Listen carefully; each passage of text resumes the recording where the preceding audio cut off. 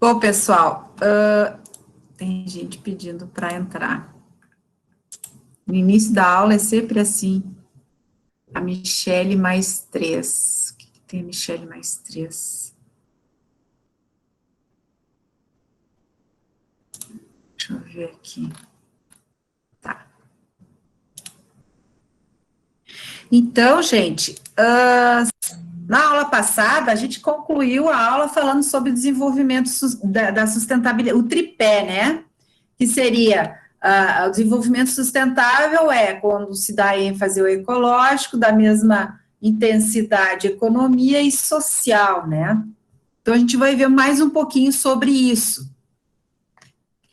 Então, o conceito, isso eu já tinha passado também para vocês, mas relembrando, né, que o conceito desenvolvido pela Comissão Mundial do Meio Ambiente e Desenvolvimento, em 87, foi o equilíbrio que procura satisfazer as necessidades da geração atual, quer dizer, que a gente precisa utilizar, né, sem comprometer a capacidade de gerações futuras desatisfazerem, aqui eu escrevi errado, da geração futura satisfazerem as suas próprias necessidades. Não, acho que aqui está errado. Bom, o equilíbrio procura satisfazer as necessidades da geração atual, sem comprometer a capacidade das gerações futuras de satisfazerem as suas próprias necessidades. Depois corrigem ali no material de vocês, tá? Então, a gente tem que deixar com que, para as futuras gerações, elas também possam satisfazer as suas próprias necessidades. Um exemplo, eu consumo todos os recursos naturais, por exemplo, de metal, de algum tipo de metal, né, que é fundamental para alguma coisa. E... mais gente.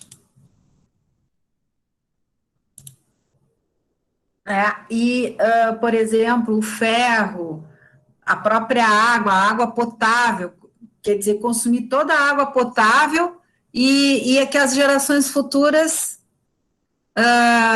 se virem, né? Eu consumi todo o ferro gusa, né, que é o original, e depois que gerações futuras que deem um jeito, né? Então, vamos reduzir o consumo desse metal, vamos procurar outras alternativas, já que para algumas coisas ele é fundamental, vamos desenvolver ligas onde eu consumo menos isso, para que as futuras gerações também possam ainda usufruir desses metais, né? Então, é com esse intuito que vem esse conceito de desenvolvimento sustentável. Imagine explorar terras e deixar elas de forma mais inabitáveis, regiões. E aí, como é que se faz? Como é que a geração futura vai fazer, né? Então, essa comissão entendeu que este conceito deve fundamentar as políticas públicas, né? Então, de modo que os objetivos do desenvolvimento econômico e social sejam definidos em termos de sustentabilidade. Foi esse conceito que deu base para as políticas públicas, né? Quer dizer, planejamento e execução de ações, os governos, a empresa e as organizações devem considerar o equilíbrio dos seguintes aspectos. Quando os governos criam políticas, né, as empresas vão trabalhar, e as organizações, elas têm que levar em conta o tripé, o econômico, crescimento e desenvolvimento da economia, quer dizer, eu não posso criar políticas públicas que não deixem as empresas se desenvolverem, né? Porque, assim, se uma empresa não se desenvolve, se aquela empresa não é rentável, o que vai acontecer? O acionista vai se retirar. E aí, o acionista se retirando, vendendo, fechando, vai gerar desemprego, vai gerar menos impostos, e aí entra no social. Onde é que está o atendimento às necessidades humanas, né? Porque não é na geração dos impostos que o governo mantém o Estado e faz as suas ações sociais. Quer dizer, se o governo arrecada menos, ele, por exemplo, não poderia pagar o Bolsa Família, não ia ter renda para pagar o Bolsa Família, né? E hoje, que nem com a pandemia, aqueles recursos emergenciais, né? Tudo vem através da receita que ela arrecada, e isso é através do sistema econômico. E as ambientais, capacidade de regeneração, recuperação do ambiente natural, né? Então, foi o que aconteceu com o pau-brasil, foi uma extração como é que a gente diz, ela foi uma extração sem reciclar, né, não sustentável. Se retirou todas as árvores que ela entrou em extinção, né, predatória, né, é uma exploração predatória, eu pego sem me preocupar em que ela se regenere. Foi o caso ali como eu já usei outras vezes esse exemplo, né, dos golfinhos, aquela comunidade morreu, por quê? Porque eles consumiram mais árvores do que elas conseguiam se regenerar na mesma quantidade, né? Então, essa capacidade de regeneração, ela é muito importante, né? Teve uma época que a gente viu lá, estudou lá na época que começou a criar civilizações, começaram a se criar cidades e coisa e tal, eles estavam extinguindo as florestas. E aí foi um alemão, foi o primeiro reflorestador que se tem registro. Ele começou a criar um critério de que, se você arrancasse X árvores, tinha que plantar tantas, né? E ele, então, foi o primeiro a fazer o reflorestamento daquela região ali da Europa, né? Porque também era só extração sem o replantio. E aí, né, o ambiente não consegue se recuperar. O objetivo é que o desenvolvimento e o crescimento de um país sejam capazes de assegurar o mínimo de qualidade de vida para todas as pessoas, ao mesmo tempo que seja garantida a maior proteção do meio ambiente, quer dizer, se fazer tudo, né? Então, por isso, essa introdução para a gente entrar nas políticas públicas ambientais, né? Como é que está essa nossa política pública? Como é que ela surgiu ao longo da história, né? E do Brasil? Então, na década de 70, né? Com os vários movimentos e discussões, lembram lá que aquela bióloga, então, ela publicou aquele livro, né? Falando sobre o DDT, e aí, não que as pessoas já não estavam se dando por conta, né, das contaminações e tal, só que aí o movimento foi maior, começou a se abrir discussões, né, dos problemas de escassez dos recursos naturais, né, e as contaminações. Como o Barbieri, né, conceitua a gestão ambiental pública como um conjunto de objetivos, diretrizes. O que são diretrizes? São normas. Então, a gente tem objetivos, a gente tem normas e instrumentos de ação que o poder público dispõe para produzir efeitos desejáveis sobre o meio ambiente. Não adianta só a gente criar objetivos, criar normas, se você não tem efetivamente instrumentos de ação, onde você pode fiscalizar, onde você pode limitar, né, essas ações empresariais, ações da sociedade, porque não é só a empresa, a sociedade também, né? O agricultor era mais ênfase ainda na agricultura, que era ainda maior, pelo menos aqui no Brasil naquela época. Com a participação cada vez mais efetiva do poder público sobre as questões ambientais, fizeram surgir vários instrumentos de políticas públicas, né, que a gente vai ver a seguir.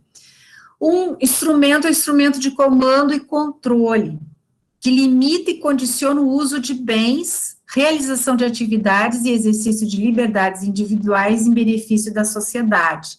Quer dizer, ele vai começar a limitar e condicionar o uso dos bens, né, observando a liberdade individual e o benefício da sociedade. Quer dizer, eu quero fazer uma fogueira, né, é um direito que eu tenho, estou aqui no meu pátio, mas eu estou prejudicando os meus vizinhos. Opa, então a minha liberdade acaba quando começa do outro. Meu vizinho vai dizer assim, sim, mas eu tenho o direito de não ter um ambiente poluído. Olha aqui, a tua fumaça está caindo fuligem aqui na roupa, na horta, tá afetando a asma da minha filha e tal. Então, ele está prejudicando, né? Então, entre os comandos e controles mais conhecidos são aqueles que estabelecem padrões ou níveis de concentração máximos aceitáveis de poluentes. Esses padrões podem ser de qualidade ambiental, emissões, estágios tecnológicos, né? E outros instrumentos do tipo zoneamento ambiental, estudo prévio do impacto ambiental, licenciamento ambiental. O que é zoneamento ambiental? É o profissional da área, né, ele vai pegar uma área e vai fazer o zoneamento. Bom, aqui aqui é um pantanal, ou aqui é um manguezal, e o manguezal tem essas características. No manguezal não se pode fazer aterro, por exemplo, porque aterrando o manguezal vai morrer os bichinhos XYZ, esses bichinhos XYZ servem de alimento para os bichos, né, outros, existe uma população que se alimenta desse manguezal, por exemplo, a caça do caranguejo, se não me engano é o caranguejo, que você pode pegar no manguezal, entre outros, também é no manguezal que nascem certas vegetações específicas e que só se encontra ali, e essas vegetações são importantes porque geram isso. Eu fiz um zoneamento daquela área, e aí eu consigo definir o que pode ser feito naquela área, né? E aí o Estado, ele vai fiscalizar, opa, aqui você não vai construir, não, aqui você não vai aterrar, entendem? Para isso que serve agora, vamos supor, faz um zoneamento, onde, por exemplo, uma cidade, vamos supor, Nome Toque, quer pegar mais uma área para torná-la um distrito industrial. Vamos supor que eles não tenham, acredito que já tenham, mas não tem, tá? Então, lá um agricultor que plantava e tal, vai vender todas aquelas terras para o município, e para o município fazer o que ele quiser. O município tem intenção de fazer um distrito industrial. Ele primeiro tem que fazer um zoneamento ambiental para saber o que tem ali, né? E aí ele entra, por exemplo, ali tem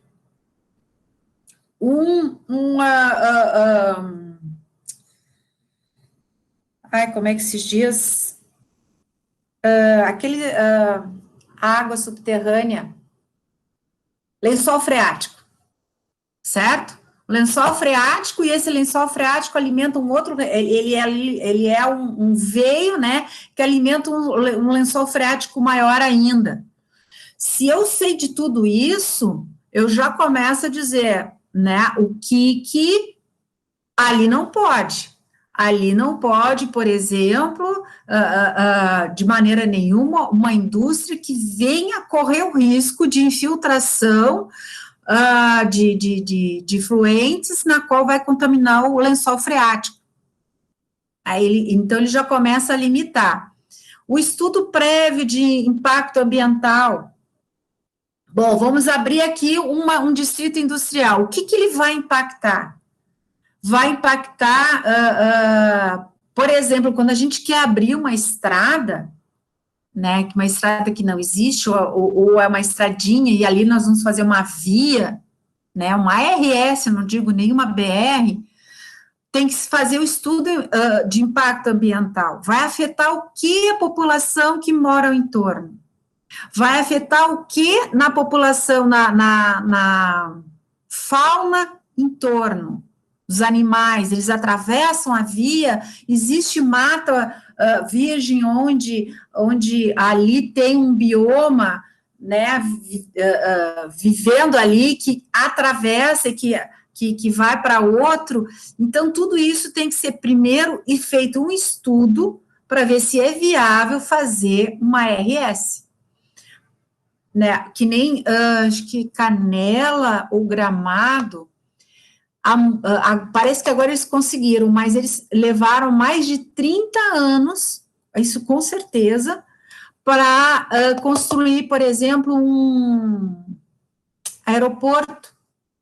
Porque quando eles fazem o estudo prévio do impacto ambiental, não é permitido, porque vai afetar a comunidade ali, vai afetar a fauna e a flora ali, vai afetar, e aí não é autorizado. E então, vem uma nova proposta. Não, então eu não vou fazer mais isso, então eu vou fazer aquilo.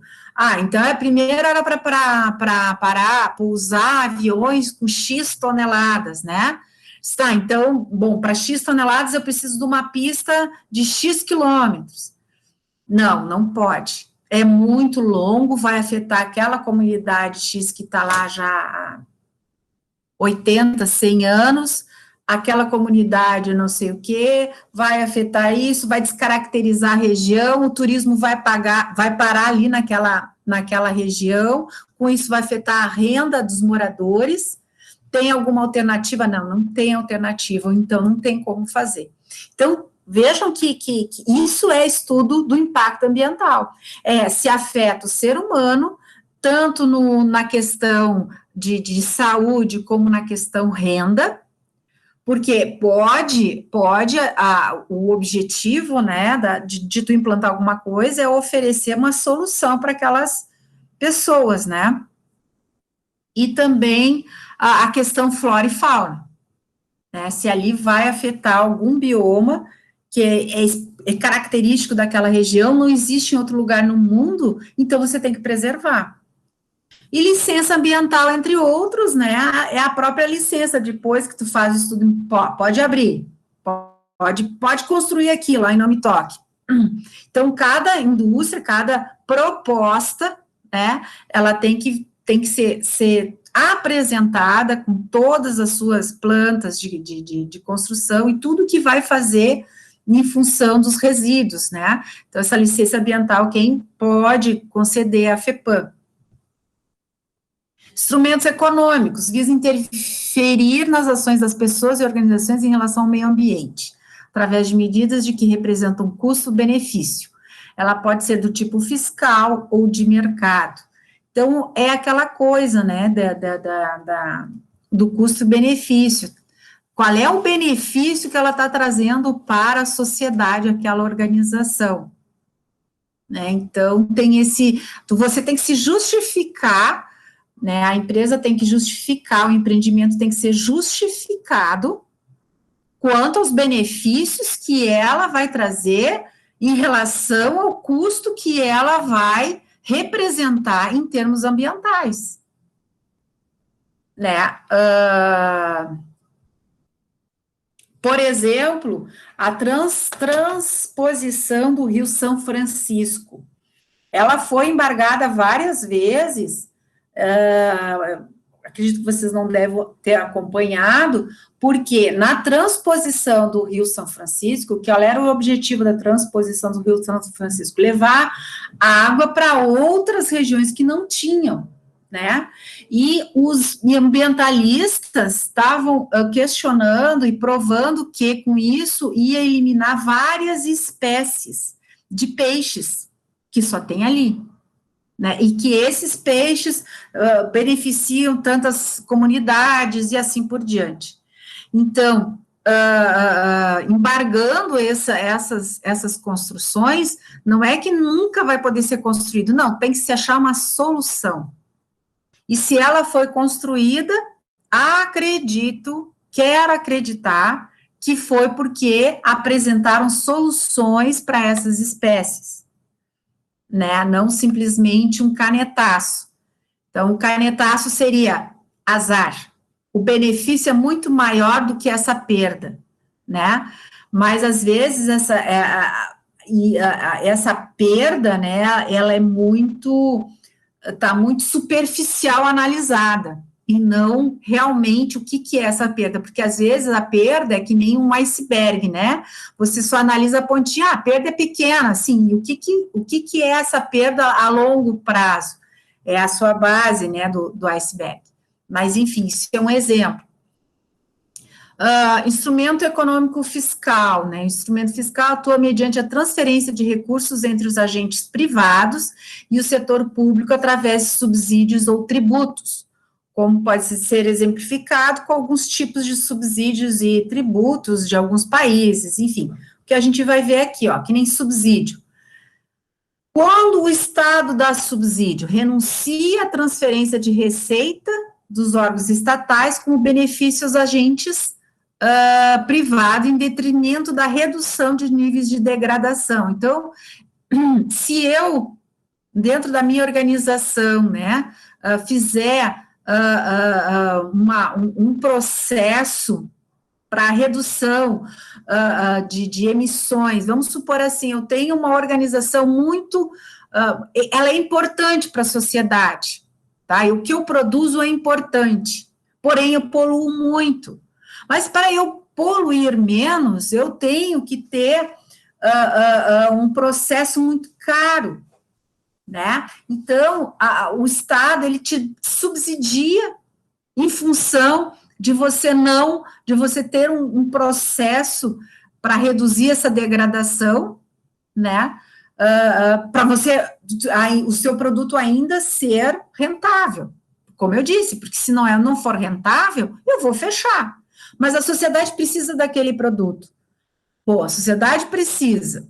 Eu não tenho como produzir sem poluir, mas a não ser que eu faça um processo que custe muito caro. É a única maneira. Então, com subsídios, aquilo fica viável de eu fabricar, né? Retardamento de impostos, condições especiais de financiamento, né?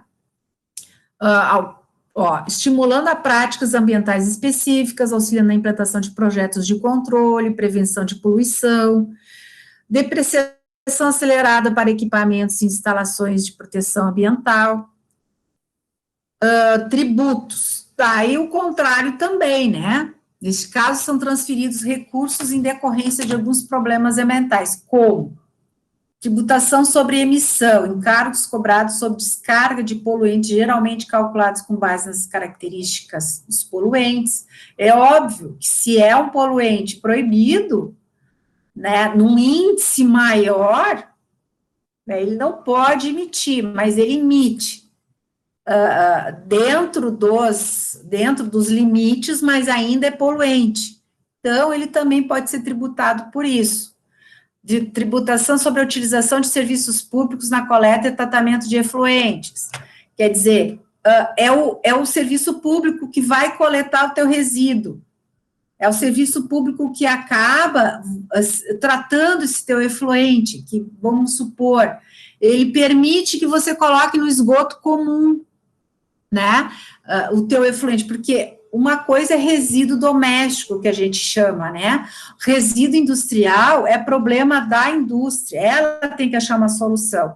Se ela não tem uma solução, ou em outras palavras, o resíduo que ela despeja não é muito próximo de um resíduo doméstico, né? Só num volume maior, esse resíduo todo vai para as estações de tratamento, né?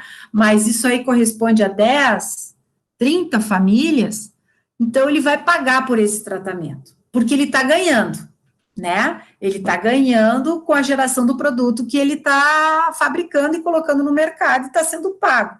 Então, pague por aquilo que você gerou de afluente. Além de até como a coleta do lixo, né? A coleta do resíduo sólido, enfim. Tributação que incide sobre os preços dos produtos que geram poluição ao serem utilizados em processos produtivos ou pelo consumidor final, com as taxas cobradas sobre os derivados de petróleo, carvão, energia elétrica, bateria, pneus, vejam que contém enxofre. Então, todos esses contêm enxofre, eles vão pagar um tributo, o tributo é a mais, né, um valor mais alto. Tributação que incide sobre produtos supérfluos.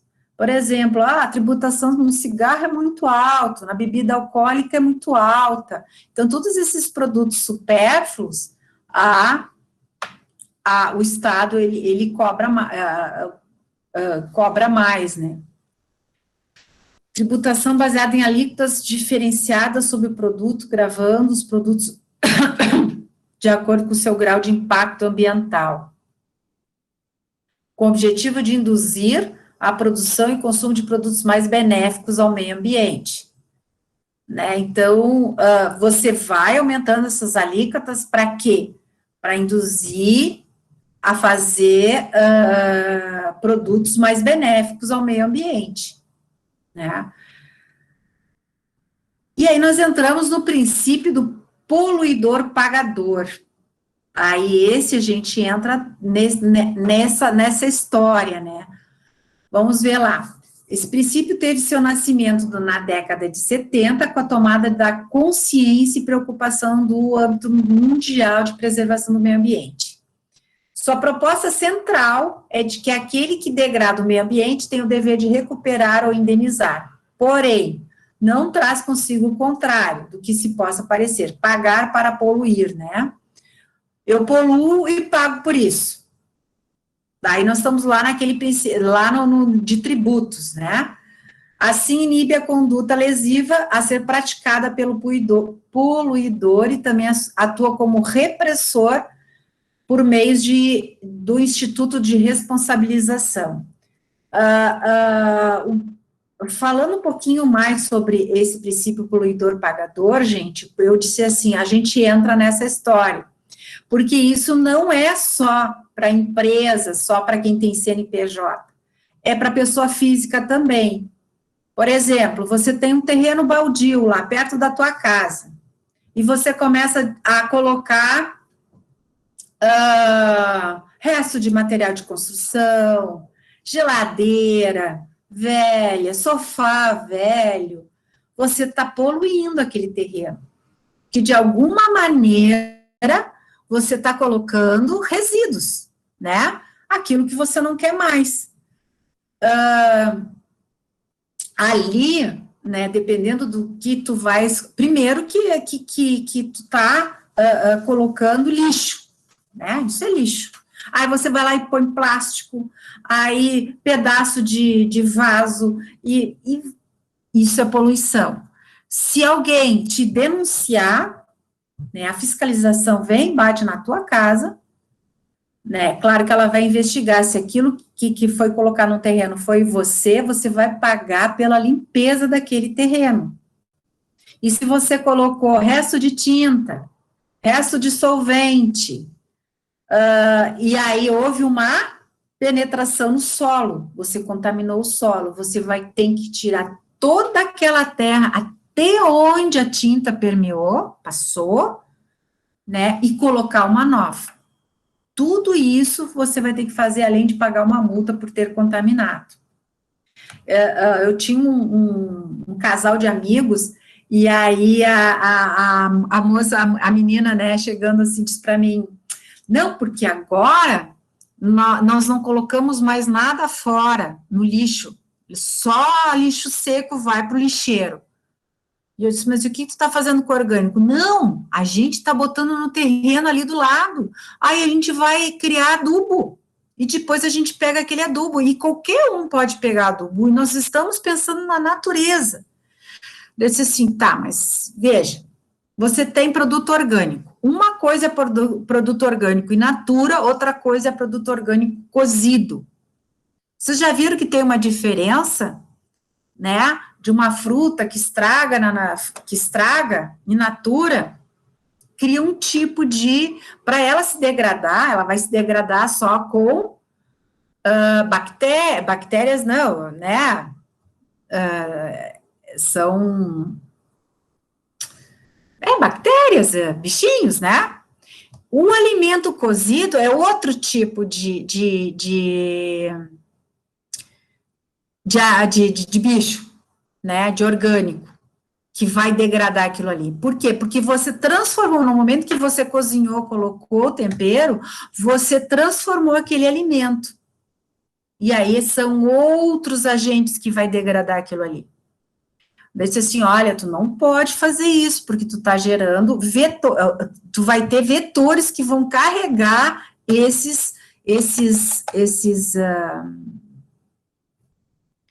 como é que se diz isso? Não sei na biologia. Esses bichos que degradam, né, que pode transmitir doenças, são vermes, né? Diz assim, como assim? O que são vetores? Vetores é aquilo que carrega uma contaminação, né? Então, assim, a barata vai passar por tua comida que está sendo degradada por aqueles agentes, e depois vai caminhar no teu pátio. Aí o teu filho, que é nenê ainda, que chupa bico, derruba o bico. Aí ele vai pegar aquele verme, aqueles bichinhos micro, né, e vai botar na boca. Isso são vetores, eles são carregadores de doenças, né, enfim, de tudo que por onde ele passa. Então, você não está ali fazendo uma compostagem de forma correta, né, porque a compostagem tem toda uma técnica, e tem que ela tem, e quando você trabalha com materiais in natura é uma coisa, quando você trabalha com materiais é outra, né, cozido e tal. Diz assim, e se você for denunciado, a justiça pode vir aqui, né, e fazer você limpar aquele terreno, fazer toda essa remediação, tirar tudo aquilo e colocar terra nova, porque você está poluindo. Tu perguntou para os vizinhos se eles aceitam tu fazer compostagem naquele terreno? Ah, mas isso é bom. Assim, bom para quem? Bom se você fosse lá no teu sítio, com X metros da tua casa, né? 1 quilômetro da tua casa, meio quilômetro da tua casa. Outra coisa é, numa cidade, no meio urbano, você ficar fazendo esse tipo de coisa. Isso tem que ter autorização, né? Enfim, isso é o princípio pagador, gente. Alguém tem alguma coisa a comentar, pergunta sobre isso? Eu acho que vocês têm história sobre isso. Nunca viram alguém fazendo alguma coisa desse tipo?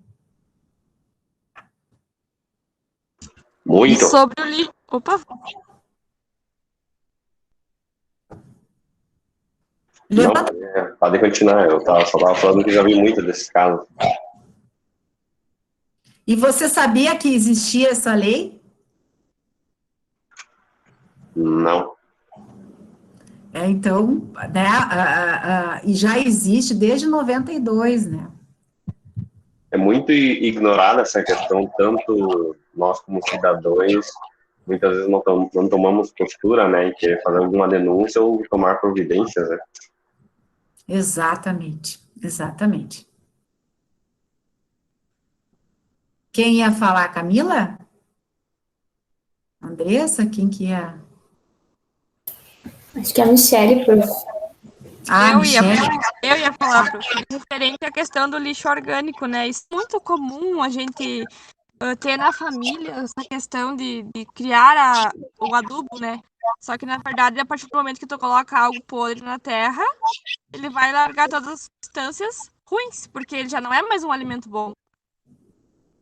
Exatamente. Ele vai se degradar, sabe? Só que no alimento cozido, né, no alimento já transformado, ele vai vir, ele atrai mais vetores que in natura, né, que é rato, barata, né, e eles caminham ali, passam por ali, se alimentam ali e vão para tua casa. E vão contaminar, quer dizer assim, uma coisa que você estava pensando que estava fazendo direito, ao contrário, tu está trazendo para casa doença, né? E não precisa ser só alimentos, mas como eu disse, lixo, aí o cara joga óleo, né? É um vizinho, mas tu está contaminando aquilo ali.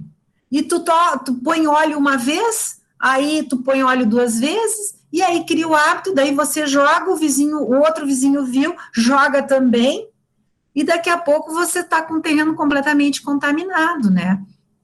E isso, gente, é comum, né? Mas, ao mesmo tempo, você está sujeito a penalidades. Para vocês terem uma ideia, no ano passado ou retrasado, eu li uma reportagem porque lá em Canoas, eu li uma reportagem porque era da minha cidade, né? Tem o bairro Niterói, é um bairro muito grande, né? E no fundo dele, ele indo, ele vai dar um divisa com outro município, o município de Gravataí. Não, Cachoeirinha, município de Cachoeirinha. E lá no fundo começou a surgir um parque industrial também, porque Canoas tem várias regiões onde tem indústrias, e lá há muitos anos já tinha indústrias, mas lá não tinha nada, né? Mas só que agora virou tudo casa, né? Ou a indústria ou a casa. E tinha uma indústria lá de galvanização.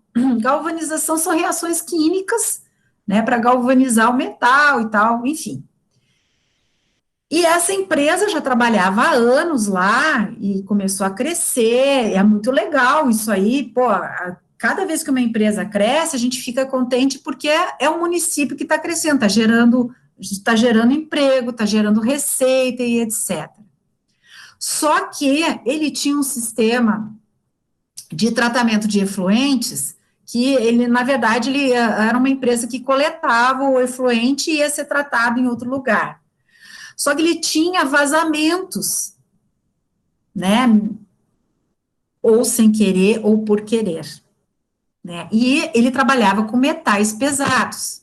O que aconteceu ao longo dos anos? Aquele vazamento foi permeando a terra, porque a terra, ela é que nem uma esponja, né? Ela vai absorvendo, vai caminhando e vai absorvendo. Nesse bairro, olha como que se descobriu a rastreabilidade. Esse bairro é altamente de moradia, assim, né? Mais próximo da BR. E aí, algumas pessoas começaram a ficar doentes, né, e parece que foi especificamente uma pessoa, e o médico foi lá, disse, tá, mas tu tem... Eu vou inventar uma doença, tá, gente? Não levem a ponta da faca, mas tu tem câncer, mas foi gerado tu tem excesso de um metal, vamos supor que seja o mercúrio, que nem foi o caso lá do Japão, e gerou câncer. Tá, mas de onde é que saiu esse mercúrio? Não, eu não tenho, mas tu tá comendo alguma coisa, com a tua dieta fez com que você tivesse, ou o teu trabalho, contato com mercúrio. Não, eu tenho a minha horta. Tua horta? Não, a minha horta e tal. Pegaram, mandaram analisar a horta lá, o alface, a couve e tal, e todos com excesso daquele metal. E aí, mas como que essa horta tem excesso de metal? Vamos analisar a terra. Opa, a terra está com excesso de metal. Coleta a amostra mais profunda, excesso de metal. Coleta mais profundo, enfim, descobriram que aquela empresa com X quilômetros, com X metros de distância daquela casa, é que estava contaminando todo aquele solo. O que fez o município mapeou, né, porque daí você vai coletando terra e analisando em vários pontos, e eles mapearam a região contaminada. De quem é a responsabilidade de toda aquela terra contaminada? Da empresa. Imagine, simplesmente a empresa quebrou, né? Imagine, ela é responsável por remediar toda aquela área, né? E as pessoas não podem mais plantar lá, tudo que plantarem não podem comer, né? Se tem água, o poço artesiano não pode mais beber, porque eles estão se contaminando. E vejam, né? Parece que é só um pouquinho, sim, mas ao pouquinho, ao longo dos anos, você vai. Aí, aquelas famílias, vocês imaginem o medo daquelas famílias de já estarem contaminadas e que futuramente vão ficar doentes. Isso é a contaminação do meio ambiente, que às vezes a gente não imagina a gravidade que é você ficar despejando. Por isso que as oficinas mecânicas são fiscalizadas, o que tu está fazendo com óleo, se tem câmera de pintura, mas é tão pouquinho, não, é do pouquinho em pouquinho que contamina a gente, também, né, se a oficina tem cabine de pintura, como é que ela coleta toda aquela água que sai com solvente, com tinta, enfim, o que destino que ela dá? Não pode ir para a rede de esgoto, não pode, porque ela está contaminando, o esgoto é tratado lá de forma de bactéria, ela, como se diz, ela trata as bactérias e os sólidos, ela não vai tratar metais pesados, por exemplo, porque no esgoto de residência, esgoto doméstico, não tem por que ter metais pesados, né? Enfim, outra coisa, por exemplo, empresas, né, que são grandes e que utilizam lâmpadas, as lâmpadas queimam, daí você tem que trocar essas lâmpadas, né? E o que você faz com a lâmpada trocada? Se é aquelas fluorescentes, né? Que é aquelas compridinhas, assim, tem a incandescente, que é aquela nossa antiga, nossa normal, né? E tem as fluorescentes, que tem mais vida e tal. Elas têm um gás muito contaminante. Então, quando você vai descartar ela, primeiro, onde que tu armazena uma lâmpada velha?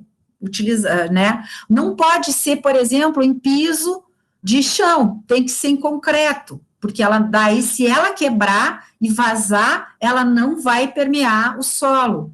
E depois ela tem que ser enviada, não pode ir para lixo comum, ela tem que ser enviada para empresas específicas que fazem a reciclagem ou o destino final de lâmpadas, porque lâmpada é altamente contaminante também, né? Então, se a gente colocar a lâmpada no nosso lixo comum, a gente está contaminando, né? Tá errado, então a gente tem que separar, por isso que a gente tem que separar a pilha, por isso que a gente tem que separar a lâmpada e tal, e colocar em seu destino correto, as próprias, todo esse material eletrônico também, né, enfim, certo? Vamos lá. Alguém tem mais algum comentário a fazer, uma pergunta, uma dúvida?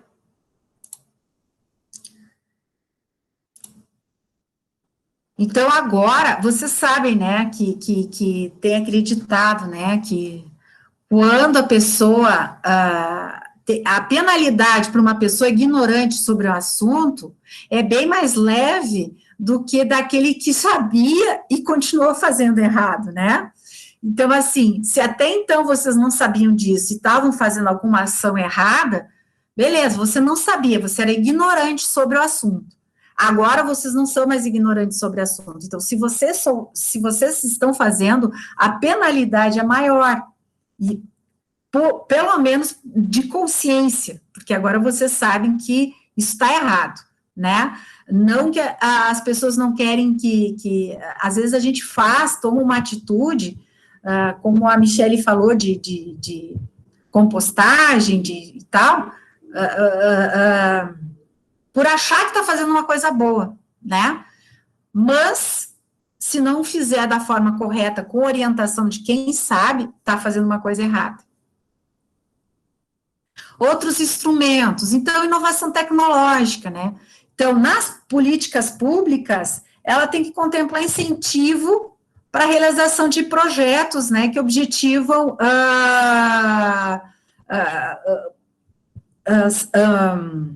tecnologias mais saudáveis, né, que contaminam menos, que consomem menos, né, porque, assim, por exemplo, hoje, a luz solar, né, a energia solar, ela está bem mais,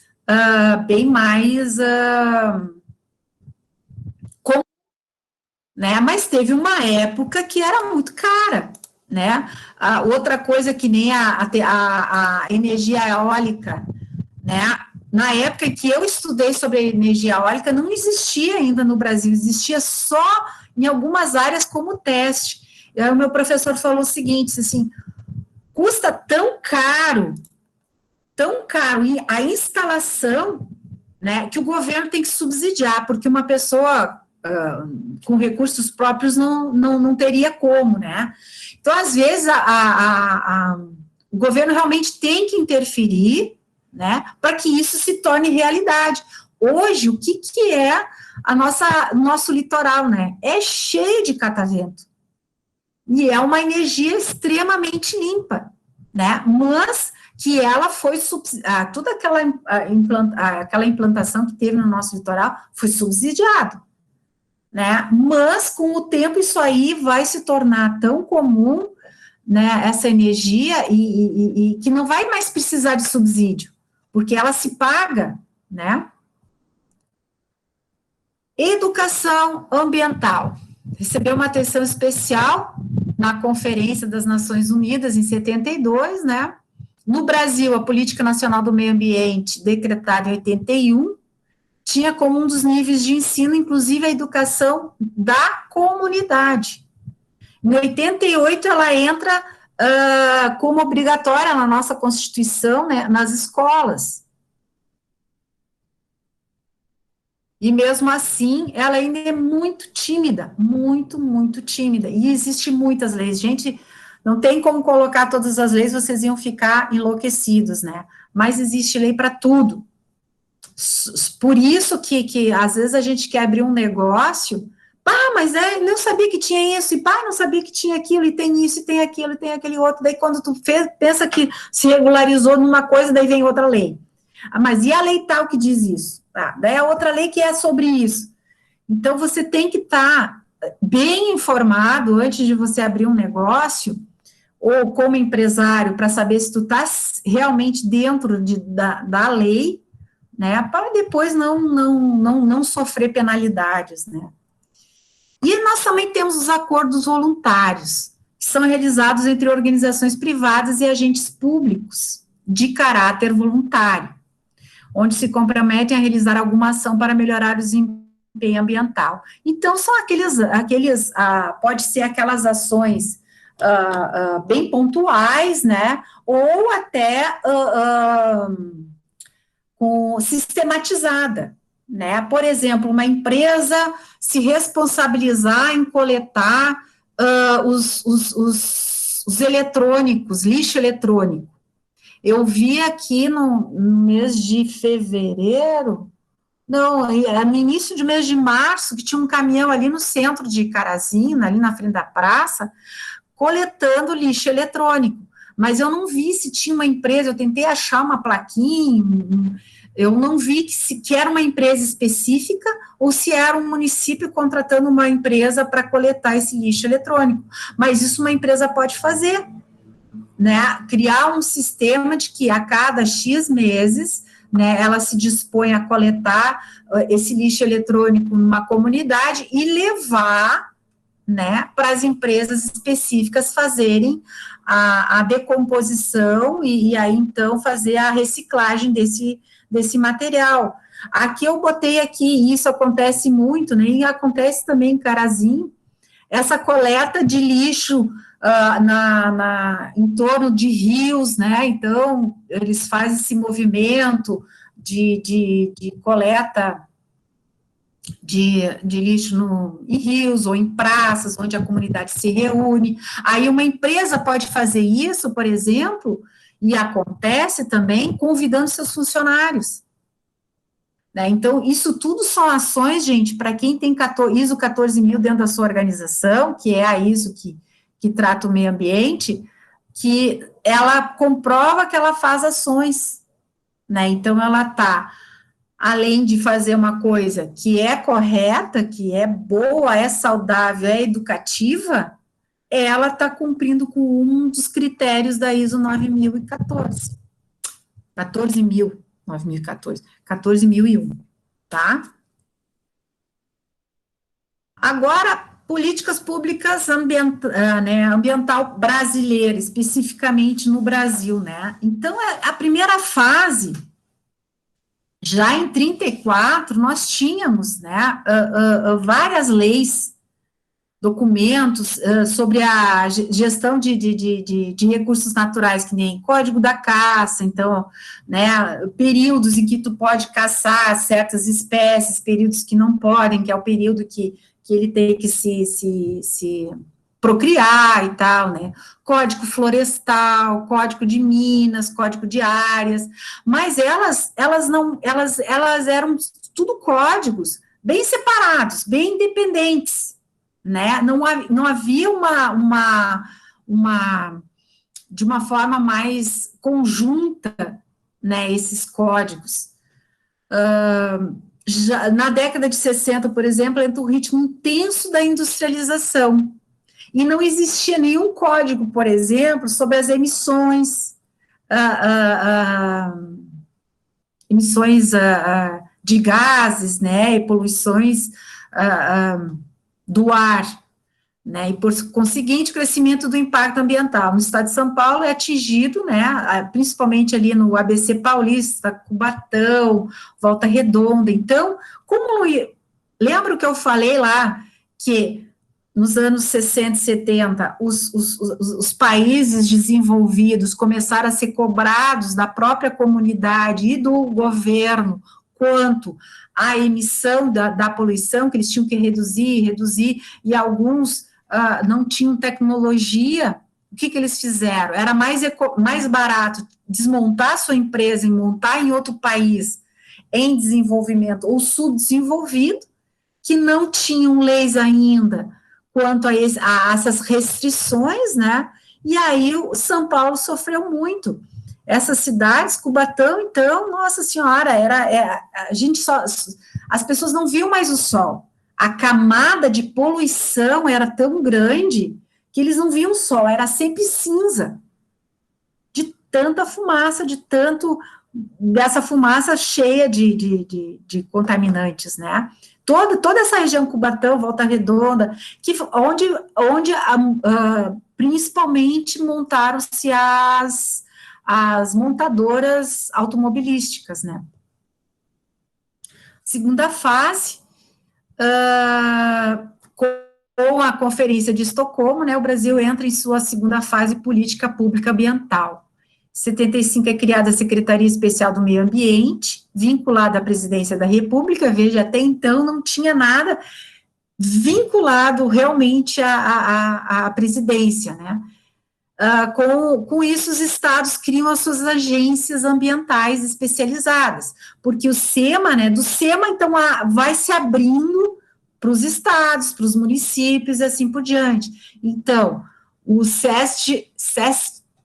CETESB, né, de São Paulo, em 73, FEMA, em 75, do Rio de Janeiro, o FATMA, em 75, de Santa Catarina, a FEPAM, em 91, no Rio Grande do Sul.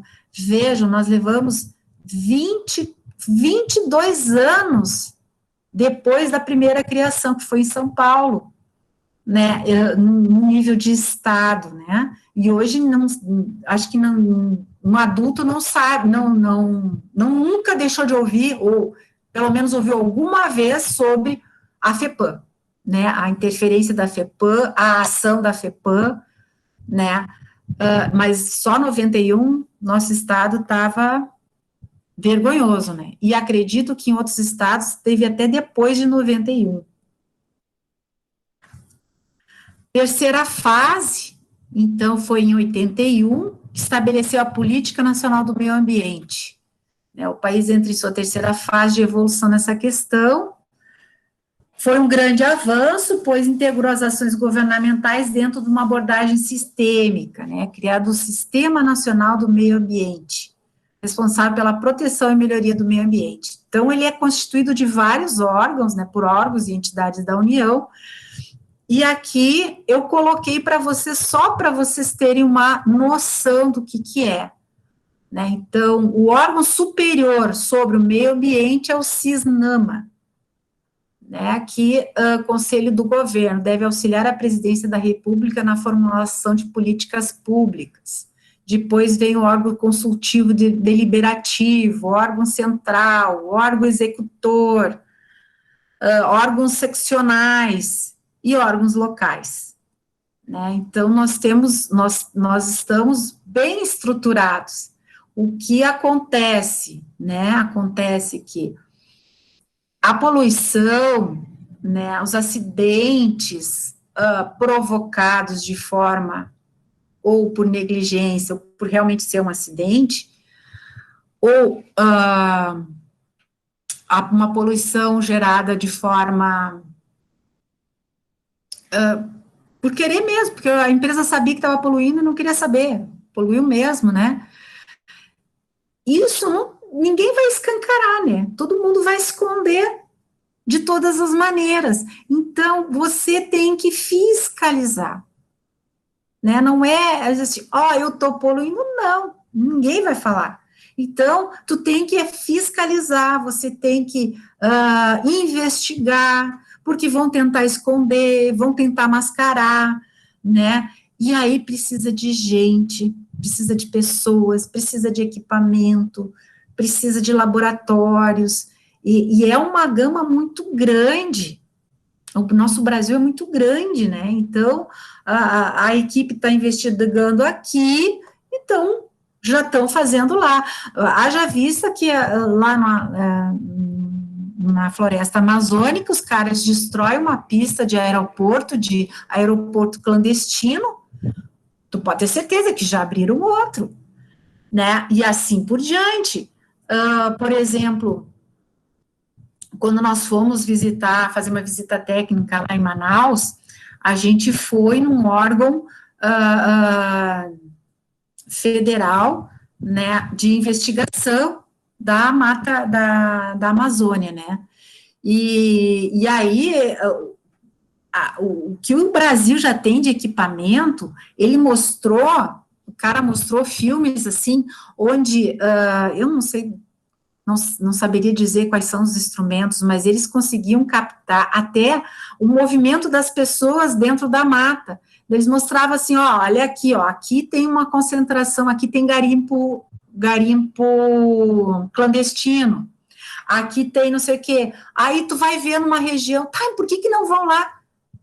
Precisamos de pessoas, precisamos de equipamentos, porque se tu entra simplesmente na mata, primeiro que a mata, já por ela ser, a dimensão é muito grande, tu não tem como levar as pessoas, por via terrestre é muito longe, muito perigoso, tu tá passando por meio de tribos indígenas, você tem a própria mata com as suas dificuldades, e quando tu chega lá, dependendo da quantidade de gente, tu é morta. Então, vejam, né, não é simplesmente manda as pessoas ir lá, tem condições de fazer uma operação, né, enquanto isso os caras estão lá, estão extraindo, estão poluindo, estão usando metais pesados para separar o ouro de outras coisas, né, então, muitas coisas eles mapeiam, mas não é todas que eles conseguem agir, né, então, às vezes, por isso que existem as parcerias, quando se trata mais de fronteiras, eles trabalham com o país fronteiriço, né, com o governo fronteiriço, para que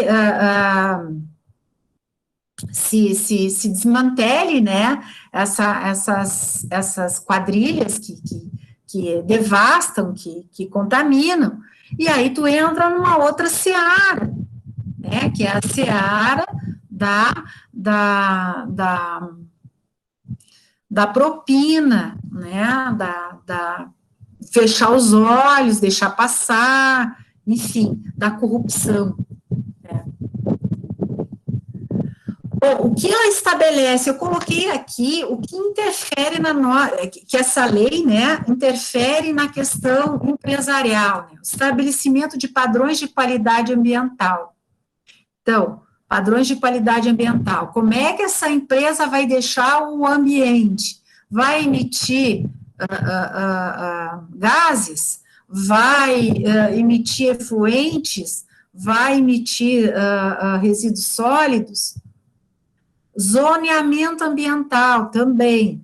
Antes de abrir, foi feito estudo de zoneamento ambiental, foi feita avaliação de impactos ambientais, licenciamento e a revisão de atividades efetivas e potencialmente poluidoras. A gente vai ver sobre isso, gente, sobre licenciamento, como é que os vários tipos de licenciamento, né? Os incentivos à produção e instalação de equipamentos e criação de absorção de tecnologias voltadas à melhoria da qualidade ambiental. Então, se tem, que tipos de incentivos você pode receber, né? Então, essa lei de 81, ela é muito importante para as empresas, né? Porque está baseada nela, né? Você está trabalhando conforme a lei ou não.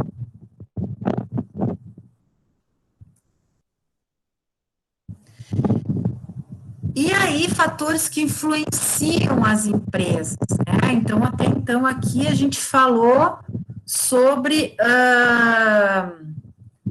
as políticas, né? E aí, o que interfere nas nossas empresas, né? Só as leis? Quem são os agentes externos que influenciam as empresas na questão ambiental?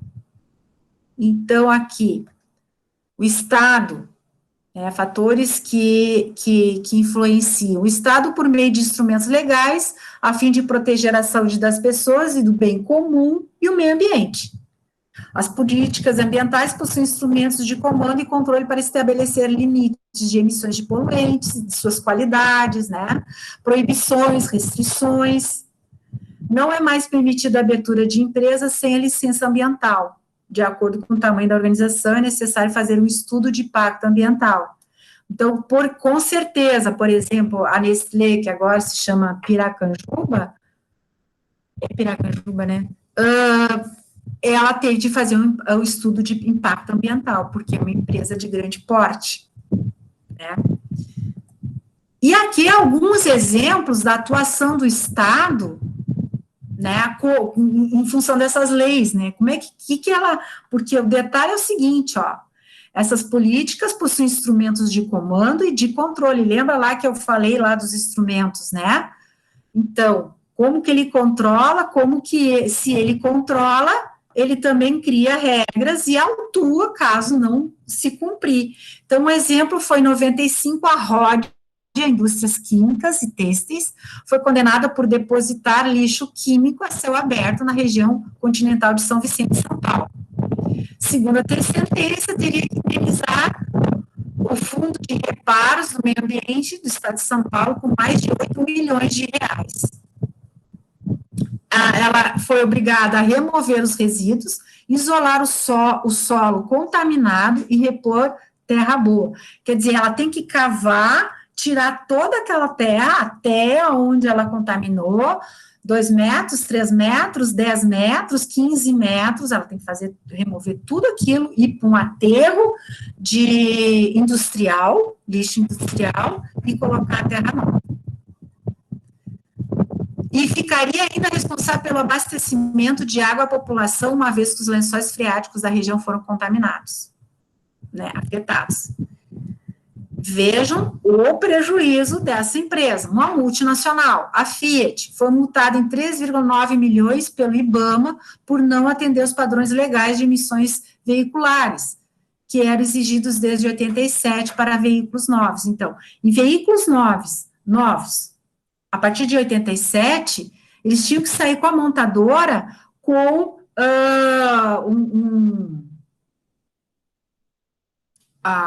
como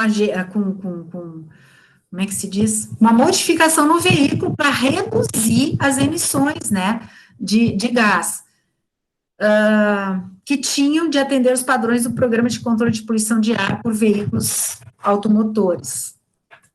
Em 96, a Suzano, fabricante de sais orgânicos, através da emissão de gás sulfídrico, provocou a morte de 3 operários e atingiu outras 5.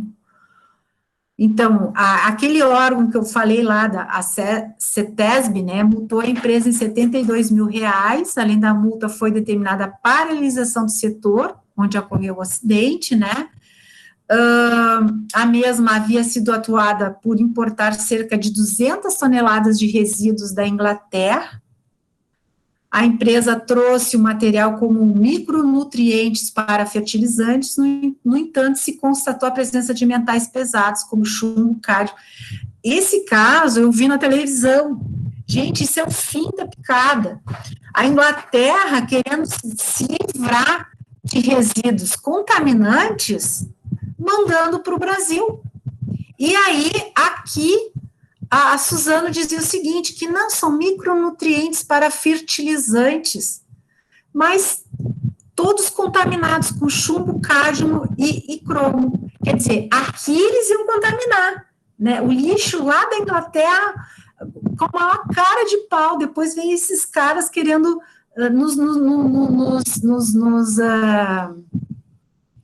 nos dá chá de moral, né? Nos dá chá de moral, que o Brasil tem que cuidar, se o Brasil não cuida, nós vamos cuidar, nós vamos tomar.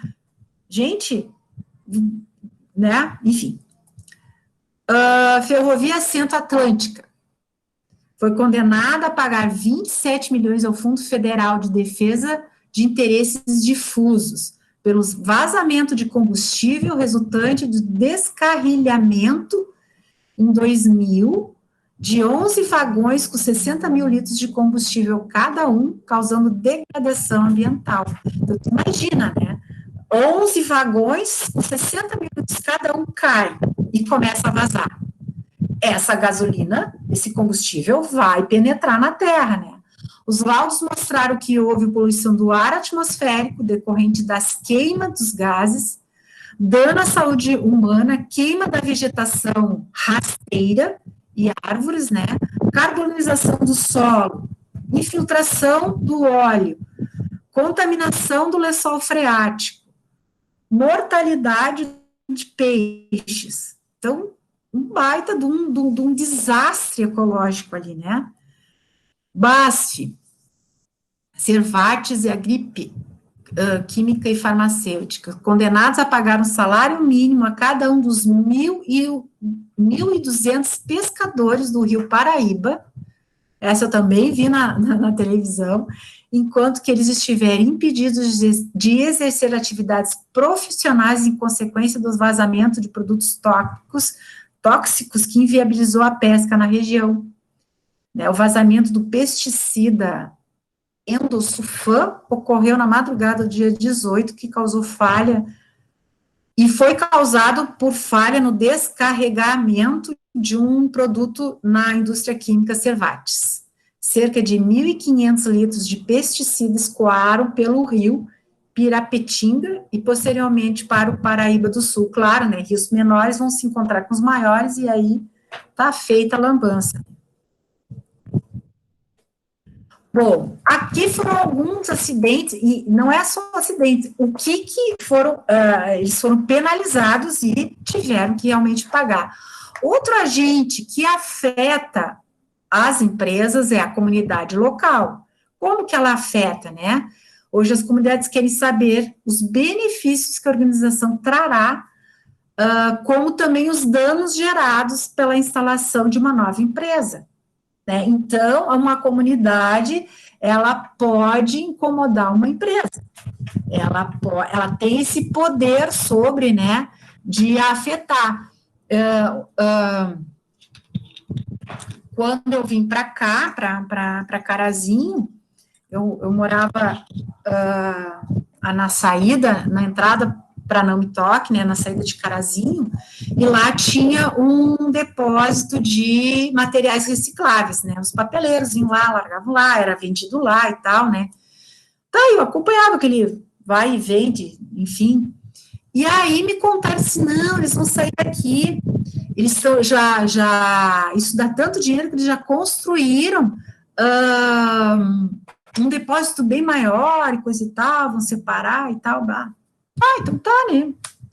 Aí, passado alguns anos, algum tempo, não sei se foi um ano, uma coisa assim, cara, eles não iam se mudar. Não, o bairro não deixou eles trazerem aquele tipo de prática. Vejam só, o cara construiu, estava gastando, né, investindo ali, e a comunidade embargou, não deixou entrar aquele tipo de atividade no bairro, porque ia trazer, de alguma maneira, lixo, né, para outras pessoas, enfim. Né, então, a comunidade, ela pode afetar uma organização. O mercado também, né, através dos consumidores, começou lá nos países desenvolvidos, né, que começaram a se preocupar com o conteúdo do produto, da sua origem, né, e forma como são feitos e com que procedência, né. Então, hoje em dia não é só alimentos, hoje em dia é cosméticos, roupa, é de origem animal, ali foi utilizado, no caso dos cosméticos, né, que muitos são utilizados animais para testes, então, só compram produtos na qual onde a empresa diz que não são utilizados animais para testes e tal, que também os produtos não são de origem animal, no caso de roupas, principalmente do couro, né, casacos de pele, é uma coisa que também caiu. Por quê? Porque a comunidade viu que ali tá animais em extinção, né, enfim, por uma coisa supérflua, né, casaco de pele muitas vezes é por status, não é por proteção do frio, né, tem outras maneiras de se proteger do frio do que usar um casaco de pele, né? E aí surge o mercado verde. O que é o mercado verde, né? É aquele mercado em que ele mostra que esse produto, ele vem de um processo sustentável. Quer dizer, peixe, por exemplo, né? Eu nossa, pescados, né, de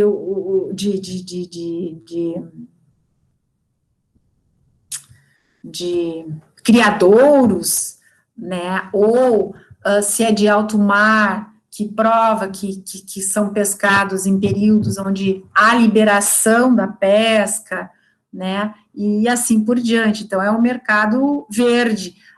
Da mesma maneira, os vegetais, né, daí também tem o orgânico, que recebe o selo, onde ele comprova que não tem agrotóxico, que não é transgênico, enfim, porque não adianta só você achar que, eu vou, na minha terrinha aqui, não vou usar nada de produtos agrotóxicos e tal.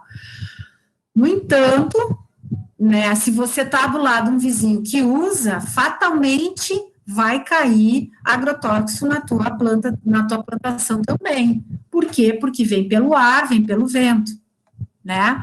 Então, da mesma maneira, enfim, então, existem várias maneiras de se medir, de se fazer análise e tal, e os laboratórios comprovam, não, realmente esse alimento está sem, né? Os fornecedores, né? Como é que os fornecedores podem interferir em uma organização? Devido à cobrança do Estado e da comunidade, o fornecedor precisa adequar seu produto e as novas exigências ambientais e mudar algumas características do seu produto, afetando seus clientes.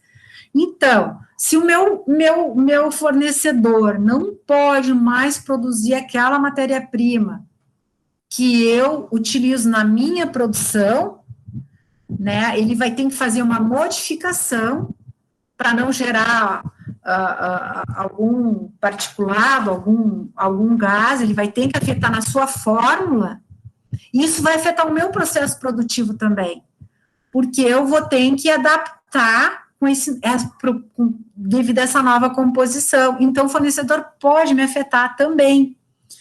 Pode o fornecedor pertencer a uma cadeia produtiva e ser pressionado pelo próprio cliente, empresa, que exige seus fornecedores a certificação. Aí é a via contrária, né? Eu exijo do meu fornecedor que ele mude seus processos, né? Ou melhore os seus processos, ou comprove que ele tem uma ISO 14000. E esse fornecedor, automaticamente, para implantar a ISO 14000, ele vai cobrar os seus fornecedores da mesma maneira. Então, é um dominó inverso, né? Parte do cliente para o fornecedor. Então, gente, nós paramos por aqui, já é 8h25. Então, na nossa aula de hoje, eu quero mostrar para vocês essa questão ambiental, mais de uma forma das políticas, né, que nós temos e que todas as empresas são regidas, e que vocês, como gestores, vocês como administradores, vocês têm que estar atentos. Vocês precisam estar atentos a isso, porque senão vocês podem estar cometendo alguma infração. E é muito caro, as multas são muito caras. Como também entender que uma empresa, ela não faz o que ela quer, né? Ela pode ter um produto muito bom, mas hoje ela tem que se justificar. E como que agentes externos podem influenciar a nossa empresa, né? Tanto o governo, como a comunidade, como o nosso fornecedor, como o nosso cliente. Eles vão nos cobrar ações, né? Então, o cliente, ele quer saber do produto, não, ele quer mais saber do produto, ele quer saber como você faz. E se você for para a mídia por uma denúncia, você pode ter certeza que tu vai perder muito cliente, muito cliente. Eu vi quando eu dava a disciplina de segurança do trabalho e saúde ocupacional no RH, eu levei uma vez uma reportagem sobre a CIA, e uma outra empresa. A CIA, ela foi multada por tabela, né, por trabalho escravo. Imagine na época o que caiu das suas vendas. Mas como é que funcionava?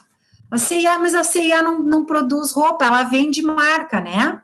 Então, ela terceirizava e pedia lá, ó, me fabrique em X, né? Eu te dou os modelos e tal, e me fabrique. Essa empresa responsável, ou aquelas empresas responsáveis por fabricarem as roupas da CIA, por consequência, terceirizavam de novo. E essas empresas terceirizadas utilizavam mão de obra escrava, como é que se chama? Aquelas pessoas que vinham de outro país. Só um minutinho, eu acho que a senhora está com uma janela aberta aí, está dando bastante corrente de vento, está dando muito barulho no áudio. Tá, só um pouquinho, então.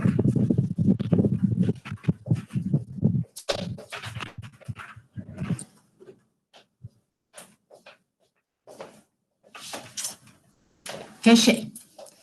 Então. Obrigado. Não, mas é bom, vocês têm que me avisar, porque eu não. Mas, enfim. Daí, o que acontece, né? Mas eu não fui eu que fabriquei, eu contratei a empresa X. Daí a empresa X, assim, responsabilidade da empresa X, a empresa X terceirizou a empresa Y e a empresa Y utilizou mão de obra escrava. Daí, não interessa. Você estava vendendo a peça, você contratou um e que o outro, você é corresponsável e ela foi multada e foi para a mídia. Então, vejam que às vezes a gente, não, eu não quero nem saber, não quero saber como faz, eu quero que me tragam isso, que daí eu vou repassar, eu terceirizo. Mesmo a gente terceirizando, a gente tem que saber quem é que está fazendo aquilo que a gente vai vender. Né? Eu sou uma montadora, eu faço uma montadora de um eletrodoméstico, tá? Eu faço um motor, ou eu tenho aquela tecnologia que é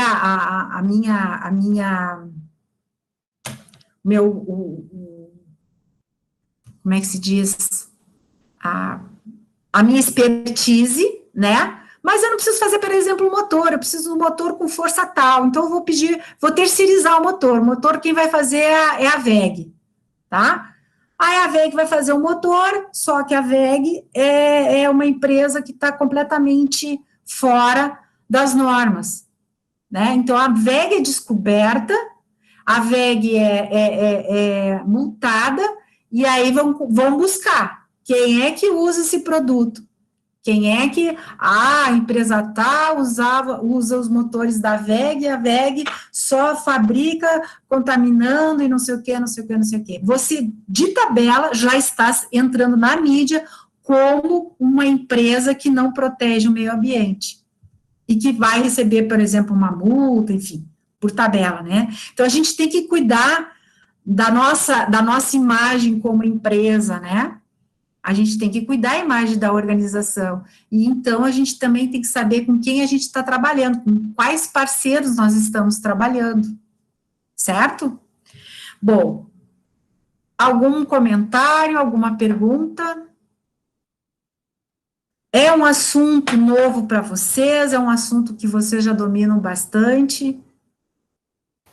Essa questão das empresas adaptarem produtos, eu notei com a Boticário. Há algum tempo, a gente percebe que somem alguns produtos do catálogo e aparecem outros, e todos os novos que estão surgindo, as mesmas fragrâncias, inclusive, mas elas vêm com aditivo vegano. Então, estão se adaptando para criar essa questão dos testes em animais. Enfim. Exatamente. Tu vê, porque isso da mídia, né? Isso aí dá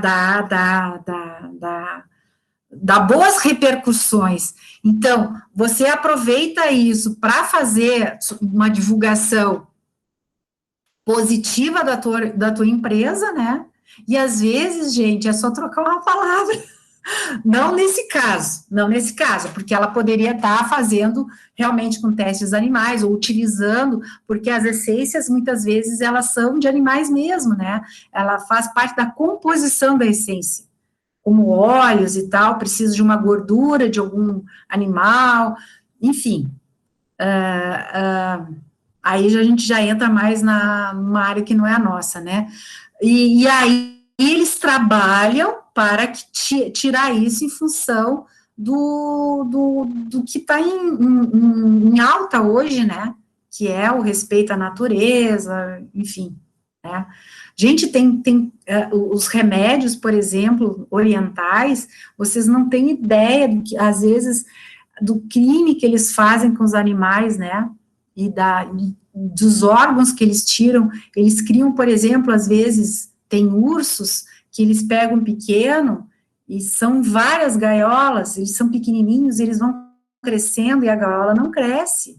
Eles estão tudo torto, atrofiados, porque eles querem os órgãos daqueles bichos, mas tem que ter uma certa idade. É triste de ver isso, né?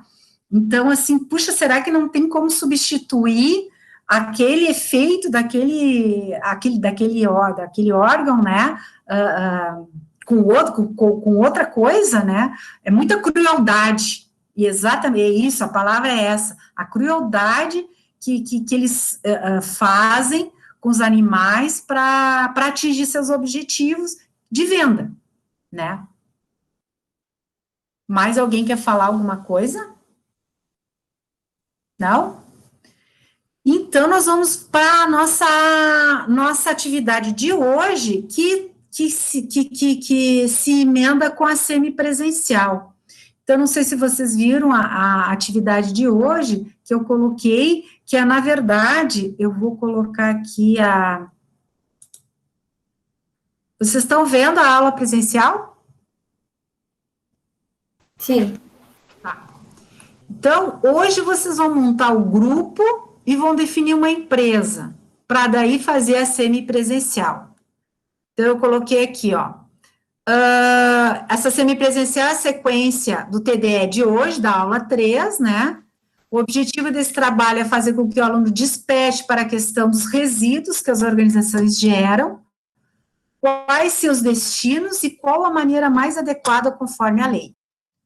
Procurando desenvolver no aluno a habilidade, enquanto gestor, de se preocupar com um dos caros meios de trabalhar conforme as normas estabelecidas legalmente. Então, esse trabalho será realizado nas semipresenciais do dia 20 e do dia 4 de abril. Será apresentado no dia 15 de abril, no dia destinado a P1. Tem o peso de 0,9, deve ser entregue no formato científico e a apresentação em PowerPoint. Então, no formato científico, vocês vão postar lá na aula na semipresencial do dia 10 do 4, tá? O trabalho será desenvolvido pelo grupo montado na aula 3, né, do dia 18, assim como a empresa escolhida. E aí, o que eu quero que vocês façam? Ó?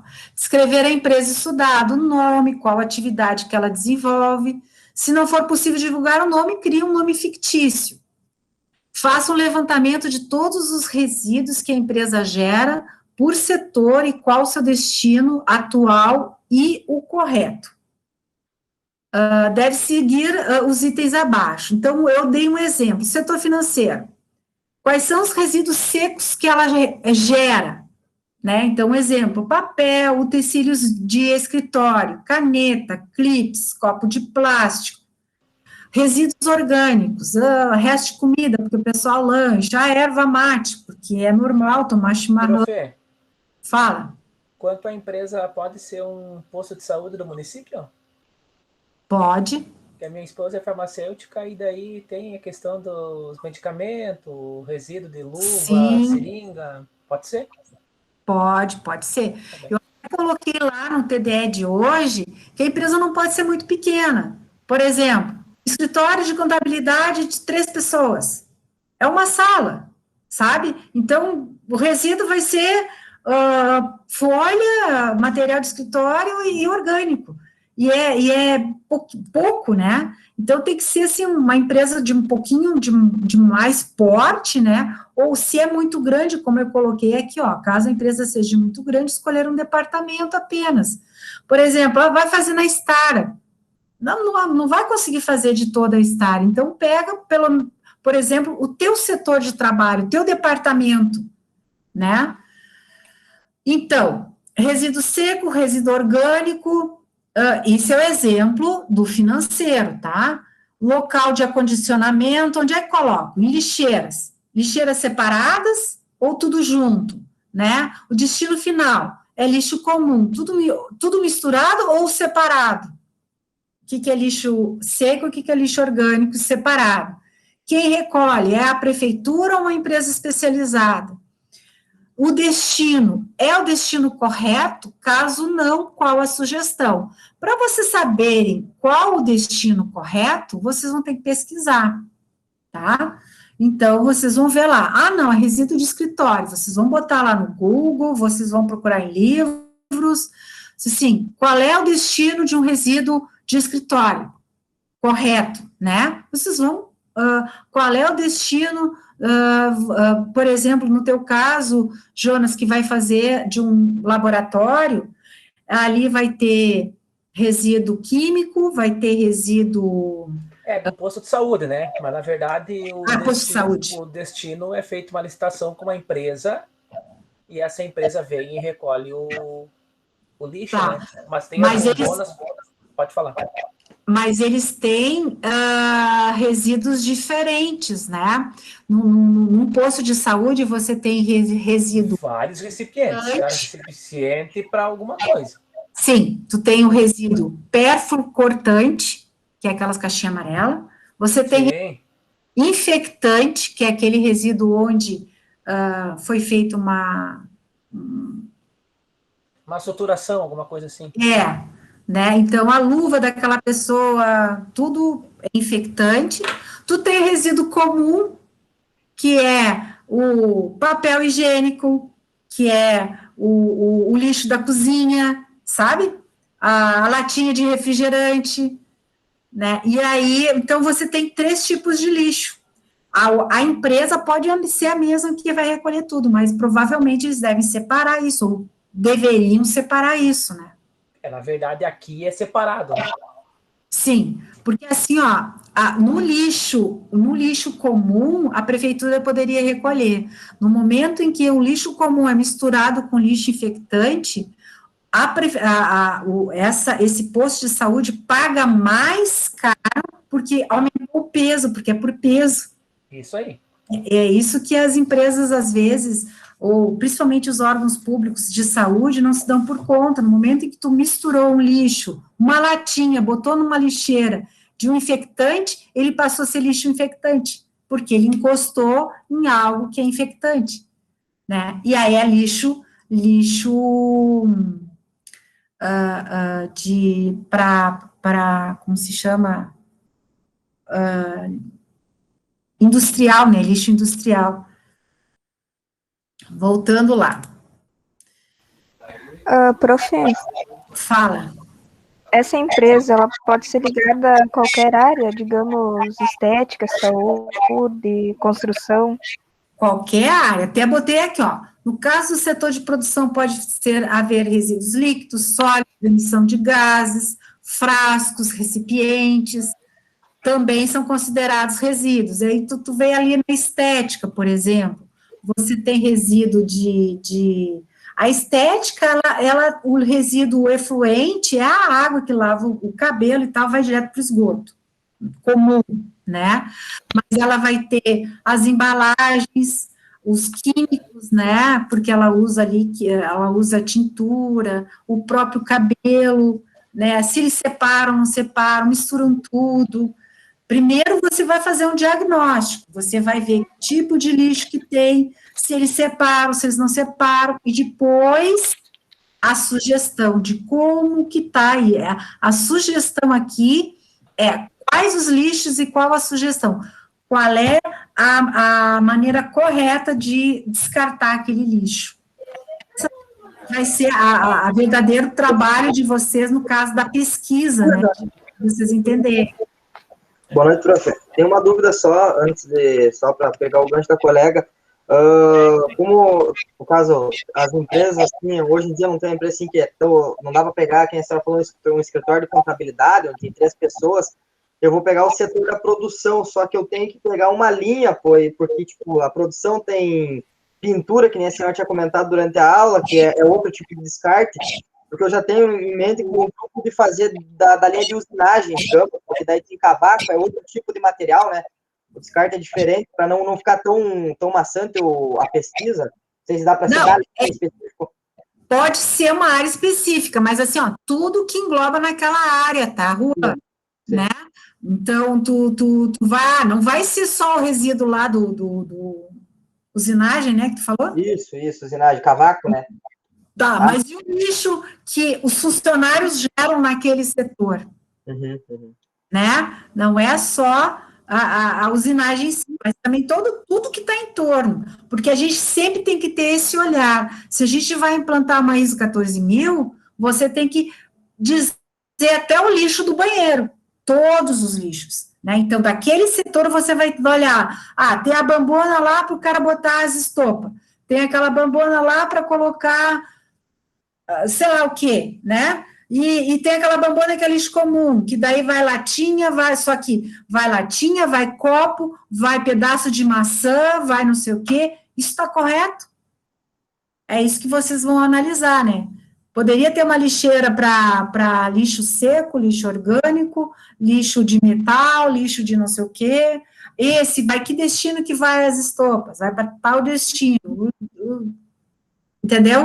Sim, sim. Porque hoje, na verdade, se concentra o lixo, depois vai para uma central onde é feita a separação, né? Aí depois a empresa terceira responsável vem, coleta e faz outro processo, até chegar onde é o setor de descarte mesmo, que é outro processo, né? É bem longo o processo. Sim. Aí você vai mostrar todo o detalhe. Todos os detalhes. Mas beleza, é isso aí mesmo. Obrigado. Quem mais? Dúvidas? Pessoal, eu coloquei ali em grupo, tá? Se alguém tiver dificuldade de fazer o grupo e queira fazer individual, pode fazer, não tem problema, né? Mas vai fazer toda a pesquisa, tudo individualmente, não tem problema, só me avisem, porque agora, né, nessa TDE, vocês têm até o prazo até do TDE, né, para postar o grupo, o nome do grupo e a empresa que vai fazer, tá? E você sabe que todos têm que postar, né, para não ficar assim, vamos supor, a Camila faz um grupo de 4 e só a Camila posta. Todos os integrantes têm que colocar, o meu integrante é fulano de tal e a minha empresa vai ser de tal, né?